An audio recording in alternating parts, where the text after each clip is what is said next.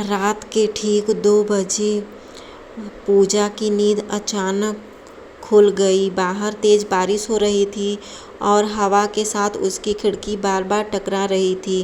टक टक की आवाज़ कमरे में गूंज रही थी। उसने घड़ी की तरफ देखा। घड़ी में 2:03 हो रहे थे। उसने करवट बदलकर सोने की कोशिश की, लेकिन दिल की धड़कन तेज हो रही थी, जैसे कोई उसे जगा रहा हो। आखिर वो उठी और धीरे धीरे खिड़की की तरफ बढ़ी। जैसे ही उसने पर्दा हटाया, उसकी सांसें रुक गईं। सामने वाली पुरानी बिल्डिंग की छत पर सफ़ेद कपड़ों में एक लड़की खड़ी थी। भीगे बाल उसके चेहरे को ढके हुए थे और वो बिल्कुल हिल नहीं रही थी। पूजा कुछ सेकंड तक उसे देखती रही। फिर अचानक उस लड़की ने धीरे धीरे अपना सिर उठाया और धीरे पूजा की तरफ सीधे पूजा की तरफ देखा। उसकी आंखें पूरी काली थी और होठों पर एक अजीब सी मुस्कान थी। डर के मारे पीछे हट गई और जल्दी से खिड़की बंद कर दी। उसने खुद को समझाया कि ये सिर्फ उसका वहम है, लेकिन तभी पीछे से वही खट टक टक की आवाज़ आई। इस बार खिड़की से नहीं, बल्कि कमरे के अंदर से आवाज़ आ रही थी। उसका गला सूख गया। उसने धीरे धीरे मुड़कर देखा। आवाज़ अलमारी के पीछे से आ रही थी। उसके पैर काँप रहे थे, लेकिन फिर भी उसने हिम्मत करके अलमारी का दरवाज़ा खोला। अंदर अंधेरा था। उसने हाथ बढ़ाकर लाइट ऑन की, लेकिन अंदर कुछ भी नहीं था। वो गहरी सांस लेकर पीछे मुड़ी। तभी अचानक कमरे की लाइट झपकने लगी और खिड़की अपने आप खुल गई। ठंडी हवा के साथ कमरे में एक अजीब सी सिहरन फैल गई। पूजा का दिल बैठ गया। उसने धीरे धीरे खिड़की की तरफ देखा और उसका खून जम गया। वही लड़की अब खिड़की के अंदर खड़ी थी। उसके कपड़ों से पानी टपक रहा था और उसके पैरों के नीचे पानी जमा हो रहा था। पूजा चीखना चाहती थी, लेकिन उसकी आवाज़ जैसे गले में अटक गई। वो लड़की धीरे धीरे उसकी तरफ बढ़ने लगी। हर कदम के साथ फर्श पर पानी की आवाज़ गूंज रही थी। पूजा पीछे हटती गई, जब तक कि उसकी पीठ दीवार से नहीं लग गई।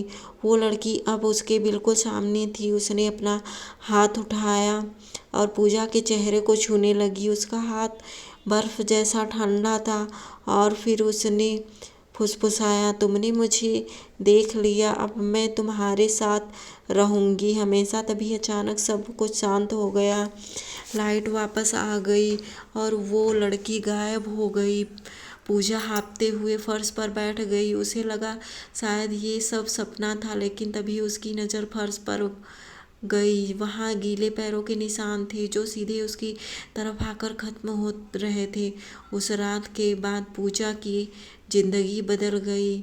हर रात उसे वही टक टक की आवाज़ सुनाई देती, कभी खिड़की से, कभी दीवार से, कभी उसके बिस्तर के नीचे से। वो सो नहीं पाती थी। उसकी आंखों के नीचे काले घेरे पड़ गए थे।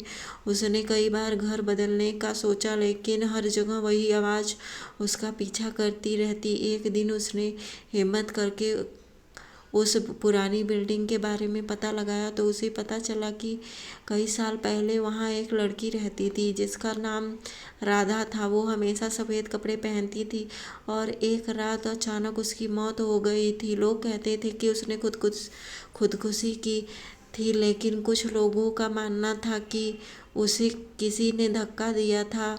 उस दिन के बाद से उस बिल्डिंग की छत पर अक्सर किसी के खड़े होने की खबरें आने लगी थी। पूजा का डर अब और बढ़ गया। उसने तय किया कि वो उस बिल्डिंग में जाकर सच्चाई पता करेगी। अगले दिन शाम को वो वहाँ पहुँची। बिल्डिंग पूरी तरह से खाली थी। दीवारों पर सीलन और दरारें थी। सीढ़ियाँ चढ़ते वक्त उसे ऐसा लग रहा था कि जैसे कोई उसके पीछे पीछे आ रहा हो, लेकिन पीछे मुड़ने पर कोई नहीं था। वो धीरे धीरे छत पर पहुंची। हवा बहुत तेज चल रही थी और आसमान में काले बादल छाए हुए थे। अचानक उसे वही एहसास हुआ कि कोई उसके पीछे खड़ा है। उसने धीरे से मुड़कर देखा और वही लड़की फिर से उसके सामने थी। इस बार उसका चेहरा और भी डरावना था। उसकी आंखों के से काला पानी बह रहा था और उसके होंठ फटे हुए थे। उसने मुस्कुराते हुए कहा, तुम फिर आ गई पूजा, अब तुम नहीं बचोगी। पूजा भागने लगी, लेकिन उसके पैर जैसे जमीन में चिपक गए थे, वो हिल भी नहीं पा रही थी। तभी उस लड़की ने अपना हाथ बढ़ाया और पूजा को जोर से खींच लिया। अचानक सब कुछ अंधेरा हो गया।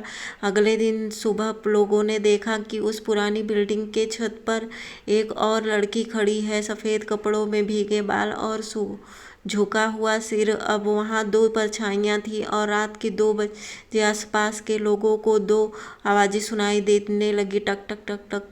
अगर कोई गलती से भी उस तरफ देख लेता तो उसे खिड़की के उस पार कोई खड़ा दिखाई देता, जो धीरे धीरे उसका नाम पुकारता और फिर फुसफुसाता, अगली बार तुम्हारी है, अगली बारी तुम्हारी है। अगर ये मेरा वीडियो आप सबको अच्छा लगा हो तो मेरे चैनल को लाइक करें, सब्सक्राइब करें और बेल आइकॉन ज़रूर दबाएं और अपने दोस्तों के साथ शेयर भी ज़रूर करें और अच्छा लगे तो कमेंट भी ज़रूर करें।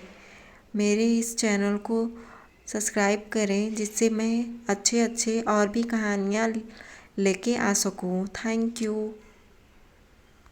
प्लीज़ मुझे सपोर्ट करें।